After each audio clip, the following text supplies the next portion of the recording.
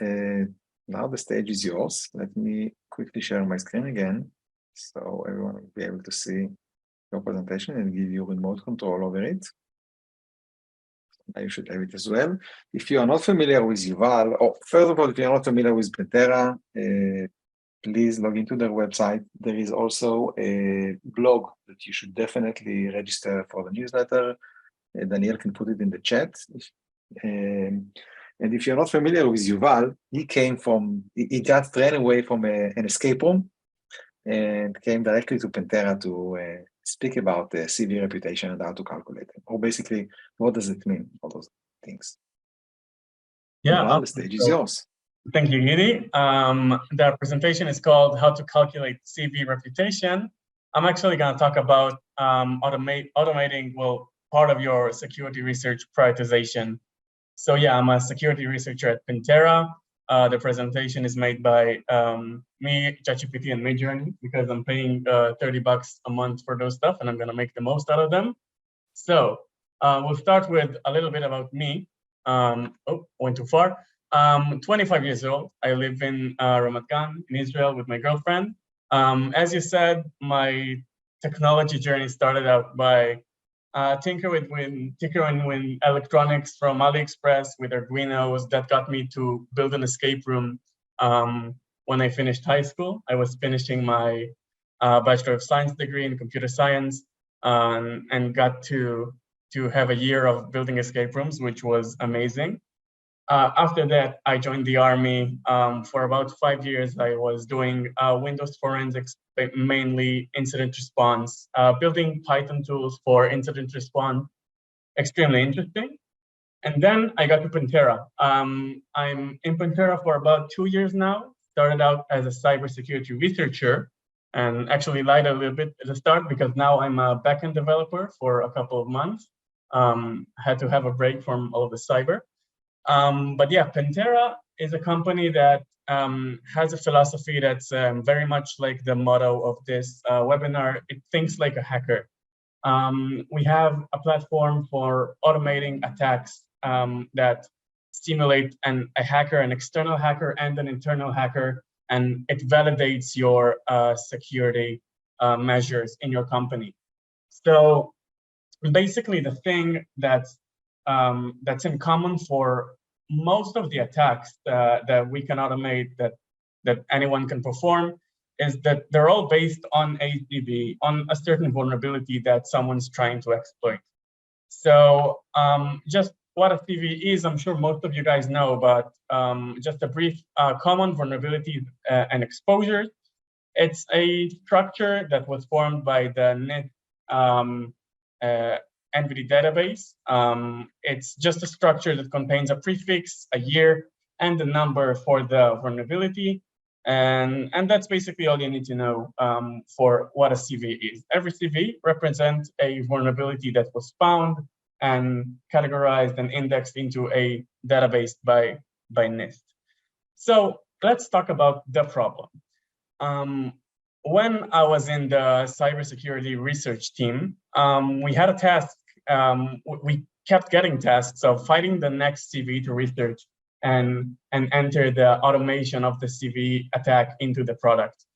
And that's hard because there's a lot of CVEs out there. Manually looking up CVEs is extremely hard. The world is constantly changing. The CVE types are constantly changing, and it's really time consuming for people. The man hours are really expensive. You have to have a skilled person on it.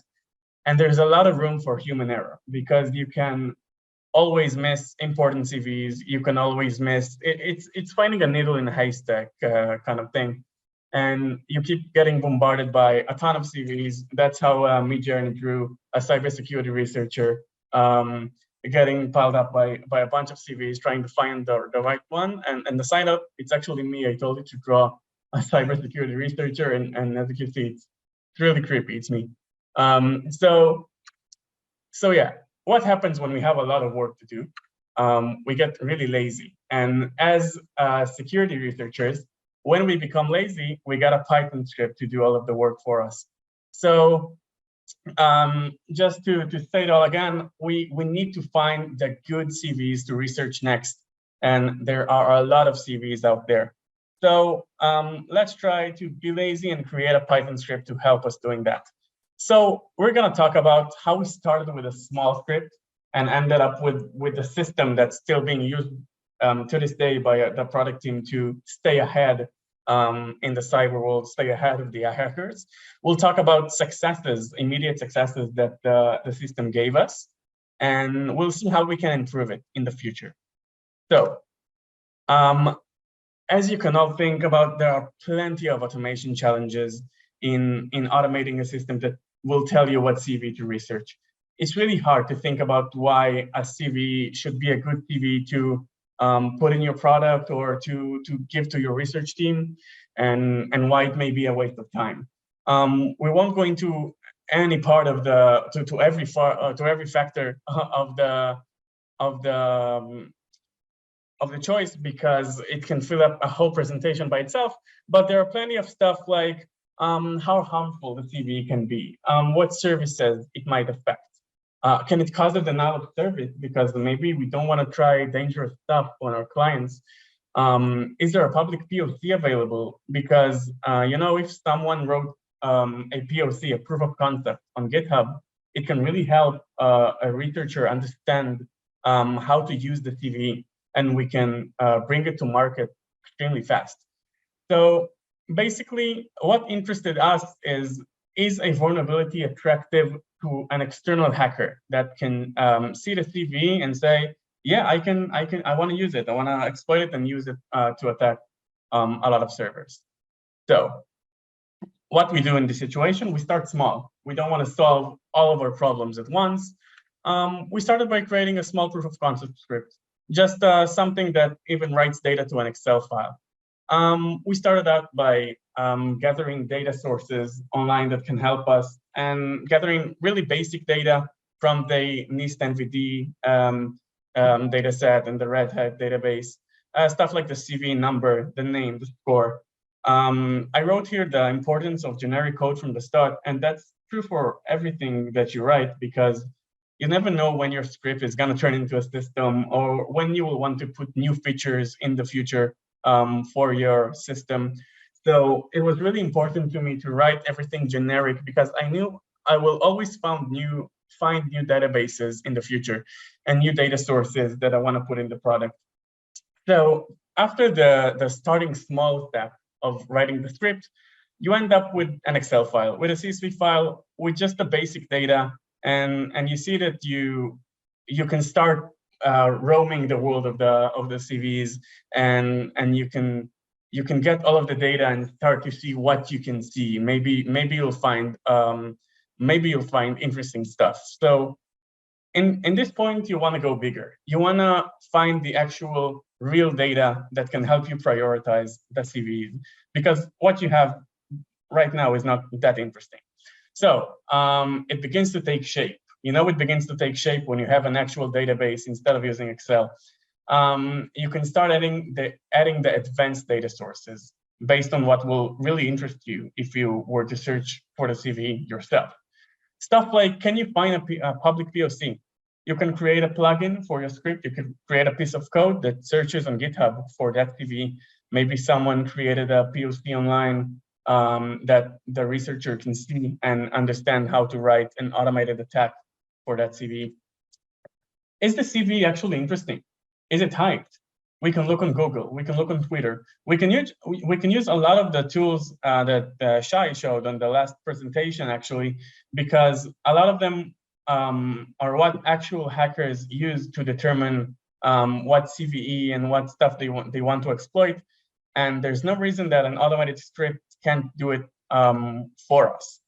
So is there a vulnerable version common in the world? We can check on Shodan, on Zumai, a lot of other sites as well, because we want to see how common the products are, the vulnerable products are, because if they are vulnerable, we might get clients soon that will have the vulnerable versions for them.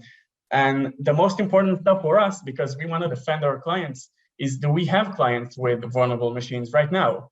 I integrated with our databases, and because I know what our clients have that can be seen from the outside, because we attack them from the outside as well.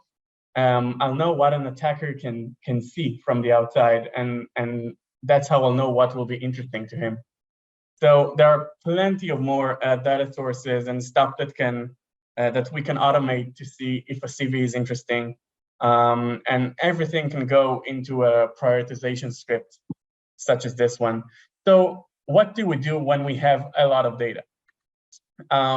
We can look into the data and see how we can actually prioritize the CVs themselves. We can create a scoring system.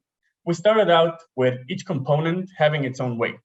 So what does that mean? Let's say we want to find CVs that we can implement quickly. That means we'll give a lot of weight for a CV that has a public POC available.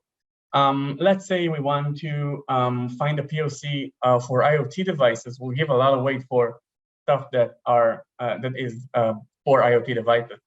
So we can create a formula for calculating the score after we give a weight to each component, and that's all heavily based on trial and error, because there is no one formula to win all, to give you all the best CVE. You have to tweak around with the weights, with the scores, and see what gives you the best results for your use case. So the scoring system, as you can see, Midjourney, that's what I think the CV looks like. Probably makes sense. But the main goal for us was to find the CVs that are most critical for our clients. That means we need to think like the attacker that would attack our clients. Clients' assets that are visible from the internet. That's the most interesting thing for us, because that's what an attacker sees, the external attack surface. So we gave the most points to something that is visible from the outside and can be attacked from the outside. We gave a lot of points for stuff that have public POCs, because it doesn't only make it easy for us to implement, it makes it easy for attackers to implement an attack with that CVE. We gave a lot of points for stuff that can achieve code execution. I'm sure I don't have to explain why. That's the trophy for every hacker out there. And we can customize every scoring solution. So like I said, there is no one formula to win all. There is no one formula to give you the most interesting CV to research, because there can be loads of different cases. As I said, you can be interested in IoT devices and Linux devices and Windows and maybe Apache servers. So everything can be customized to what your team needs, what your company needs, and it will make the process a lot easier. So after we have before we have the scoring system results, let's think about how a hacker can use an automated system like this. A hacker can find the easiest vulnerabilities to exploit whenever he can automatically see all of the POCs out there, and he can automatically see how those POCs affect real computers online. He can see what's the easiest to exploit, and he can identify vulnerabilities immediately when they rise up. So whenever a vulnerability gets publicly registered to the NIST database, it will automatically show up in an automated system that prioritizes the CV. So that can give a huge advantage to a hacker. The hacker can also automate actual attacks. So we need to be careful. We don't want to run untested code on a client. We want the clients to be safe, and we don't want to cause harm to their servers, but an attacker doesn't care. An attacker can spray and pray with POCs he found on GitHub and on the darknet and on whatever tools he may find, because he just wants quick wins.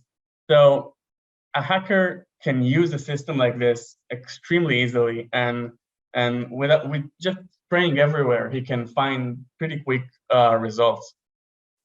So in this stage, let's go back to our script. We have a lot of data in our database. We gathered data about all of the CVs in the world, and we've queried GitHub, and we looked at Google and Shodan, and we looked at a lot of different data sources. And now we want to look at the actual data. We want to see the result. So we turned our script into an actual system with an interface. And with all of the data in the database, we just need to query it. So we found a very nice open source system called Redash. Some of you might know it. If a lot of you don't know it, I really recommend it if you need a server with a nice UI to query and to have dashboards of queries for your data. It's an open source server that this is an example visualization of what it can look like. It can really help you display all of the data for your program extremely easily. And immediately when we put the results onto Redash, when you queried it with Redash, we saw really promising results. With just a basic scoring system, we found a lot of relevant CVEs to what we wanted that we could start researching right away. And we started researching right away even. The information and the graphs that we saw were really accessible, but even they gave us a lot of hope, because as you can see, this is the graph that we immediately got from the basic scoring system. And it was really promising because it shows like a really nice 80-20 rule that you'll get 80% of your successes from 20% of your CVs. So there's a big spike in the scores of the CVEs, as you can see, and a lot of CVEs that the program thinks are not interesting. So that was extremely promising because we saw that we can put a lot of efforts on a small amount of CVEs and maybe get our wins from there. So the results, as they come in the table form, were also quite promising because we could see the CVEs, the score they got, and the link to the quick POC that the researcher can look to see how the CV looks like in the real world. And one CV in particular was really interesting because we started researching it immediately. It was not in our backlog. We didn't know about it previously to this project. It was CV 2021-4438. It's a CVE, it's a vulnerability in Apache HTTP server with versions 2.4.48 and earlier. In the module mod proxy, it can cause you to forward requests to arbitrary servers in the network. And so we researched it, we created an automated attack for it. And actually, a week ago, we found actual results from it on a client's account. So the system managed to automatically attack a client that was vulnerable to DCV and managed to forward the request to an arbitrary server in the network. That was extremely exciting because it shows a lot of potential. The system just started working, and the first CVEs that we got, that we researched, already gave us results. So that's a really, really, really big check toward automation, and we got really excited, and we think there's a big way for the system to go. So just to summarize the first part, we saw the immediate success with the CVE. It is now used by the product team to always be ahead and see the new CVEs and see what we should prioritize in research. And the scoring system can still be tweaked even for us to see maybe different teams will want different CVEs to come out on top. So we can still tweak it and see what we have to work with. So what else can we do? Because this prioritizing system is not just for CVE. It's a generic architecture for prioritizing. We can use it for whatever we want. So we thought about the idea of using it for static code analysis. So what is static code analysis? It's the process of inspecting the source code without actually executing it. And you can identify possible vulnerabilities in the source code just by detecting known patterns. So known patterns that can possibly lead to problems like SQL injections and XSS and buffer overflow. So you can run a program that analyzes the code statically and gives you a result of possible vulnerabilities in that code. So we decided to create an OSP prioritization. That's our word for open source projects. So basically, we can identify what open source projects are common and used by our clients, and we can automatically run code analysis scans on them. So this is happening in the background. Code analysis scans can be quite long. So we don't care, we're just filling up a database in the background with all kinds of projects and all kinds of results. And we'll prioritize the results based on how many clients we have that are using these projects and how many results we got for a certain project. And we'll see what's good for additional research, okay? Because what we want is to save time for our researchers.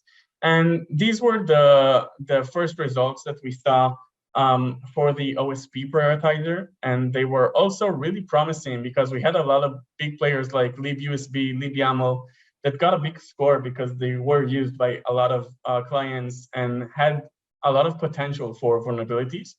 But I'll show you a certain one called ProFTPD.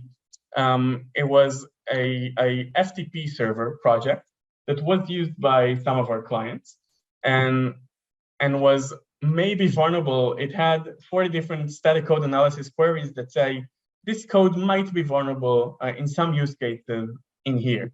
So let me show you how a cybersecurity researcher can see the result in the system, in the very basic system. You will see two lines. Let's take, for example, a memory never freed query, static analysis query. And he can see that in the project ProFTPD, there is a call to malloc. And if we'll just click it, it can immediately jump to the GitHub page and have the malloc line marked for him. And that's an extremely fast way for a researcher to not only exactly see where a problem might be, he knows that if there is a problem there, it can be very interesting because it was already prioritized for him. He knows it was for a certain client. He knows that if he'll find something there, it's not for nothing for our company. So the next steps for a process like this, I'm sure most of you were thinking about AI, obviously, because who doesn't think about AI now? And we can add AI to the system, of course, by even adding user input, like a product manager can search for, I want attacks on IoT devices that came out before 2012, stuff like that. But I don't think AI can fully replace the system as of now, because we have a lot of stuff that are specially tailored for our databases and for sources online and stuff that cannot immediately be replaced by AI. The second thing is automated POC testing. We want to get to a state where we can automatically run POCs that we found online. Of course, not on clients, but find a safe way to do it. And then we can give a report to a researcher that says, here you go, this is a CVE that can be executed just like this. This worked on a client replica or something. And we'll give him the exact steps for what he needs to implement a CVE, a vulnerability. That's extremely time-saving and money-saving for a company. And we are planning to keep using the project, keep using it to prioritize CVEs that come up next in the world, and of course always add new data sources. So for example, we have Shodan, but we don't have Zuma yet, so we will use it, and tons of other tools like that. So just to summarize how a hacker can use a system like this, or not even like this. Hacker can do what we did automatically, and without avoiding the denial of service attacks. They don't care what will happen to a system. They can automatically attack everything they see out there, and they don't even have to look at a bit of code to do it. They can take code that's already made. They probably are doing it right now. We always need to be ahead of them. Hackers only need one CVE to work to get their success. we need to know all of the CVEs. We need to defend from all of the CVEs to have our success. So as Pentera, we want to validate all of the attacks as a hacker can. So the only way we can do it is with automation. That's the way I see it. And I think my advice to you is whatever process you have like this, it's hard for me to think of a process that won't get an advantage, a big advantage by automation. So you can always do as we did. You can always start small. You can always go bigger, one step at a time, even if it's a big thing like prioritizing CVEs. And you will probably get a big advantage even right from the start. So thank you very much for listening. I'm open to questions if you have any. And that's it. Thank you. Thank you very much, Yuval. You mentioned before that nowadays everyone think about ChatGPT. Well, I don't know. For a second I thought about dinner. So for me, it was one moment when I didn't think about ChatGPT. There are a couple of questions, but before all of those questions, as mentioned before, we are writing. I'm writing down to everyone now in the chat. There is a link to basically go to Pentera Labs and register to a newsletter and write the current research, the one that Yuval mentioned before, and a few others. So feel free to use them. Okay, so we'll start with Or asked Yuval, don't you compromise your clients previously using Redash Online? Maybe you use an on-prem instance? So of course, we don't search for anything related to any of our clients on Redash. The Redash can show you, platforms, the servers, IPs that are vulnerable to a CVE. Redash can, oh, sorry about that. I was talking about Shodan. Redash.io, I was thinking about something else. Redash is an open source system. Okay, now I'll answer the actual question. This is an open source system that we've installed on-prem. Yeah, you can use Redash.io. We have not used Redash.io. We are using an on-prem system to not compromise any of our clients' data. Yeah. Excellent. There is another question from Kumar. Not sure if it was for you or for Shay, because you just wrote it in the between the slide, the presentation. So he's asking, is there opening for freshers? And again, either way, I mean, Pentera, I mean, you can answer from Pentera side, and Shay, if you also have on your side opening for jobs. Well, not sure I can answer about question about jobs. I can tell you we have a careers page, careers at .pentera.io. Of course, you can check there. Hopefully, so put it later on in the chat for everyone. Excellent. Shay, from your side? From my end, I'm always using freelancer. That's my model. I do hire from time to time full-time position, but most of the people I work with are freelancers. And I'm open for business. If there's any talented people out there, just ping me. Also juniors? Juniors is less my thing. I don't have the time or capacity to train them unless I'm actually actively searching for a full-time employee, which is not the case. So Kumar, hopefully that answered your question. And Shay, if you're already here, there was a question that was sent to you before, and again, I thought it would wait for it to visit for the end of the session. As a developer, how can I test the human components for vulnerability? Interesting. The question is vague, but I'll try and answer as best I can. Okay, so if by human component you mean phishing elements and all that, it depends on the scope. If you're talking about specific, maybe the guy that answered that or the girl that answered that can prefer to elaborate. What do you mean by the human component of vulnerability? The human specific mistake, the human sensitive data presented? Maybe you can further elaborate. Not sure, but again, the guided questions, feel free to add in the Q&A or in the chat. That would be interesting because it's an interesting concept of, what is the human component that you are using in the vulnerability. You can, if you're talking about what the methodology that I presented, I can give a good example. So one of the search tokens that we found got us to a person's blog. And in the blog, the person had a link to his own personal GitHub repository. And in the GitHub repository that he had fragments of the code of the system, included a default admin credential.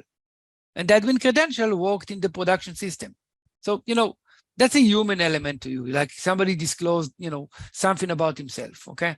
And that led us to the element. But okay, so Daniel is asking, the component is in terms of elements like CI/CD included in the build process. Okay, so the process, the CI/CD process. Okay, so in terms of the human element, the system often has developers, okay? One of the search tokens you can find are entities associated with the system or its developers. For example, the email which is registered in the certificate, okay? Which is one entity associated with the system, but it's not the only one. You can also search the HTML content that is indexed in these various repositories, and even in Burp Suite probably the best for this task, you can search for email patterns of the relevant domains that you identified. So let's say the organization name was bank.com. So you can do a search for emails of bank.com in Burp.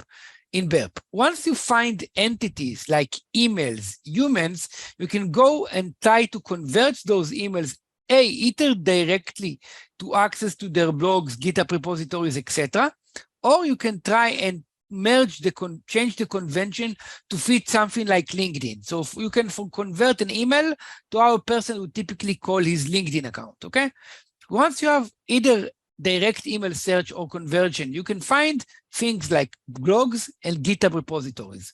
For example, if you run the email in GitHub, you'll get to code that the same person wrote, and even to his personal account, if he has the behavior of assigning a signature which is with his email to his code elements, okay? And then you can find elements which are relevant to the system or his behavior patterns and all that. Same thing for Google search with the email. Sometimes you'll get to the person blog, okay? Okay, that's good. Okay.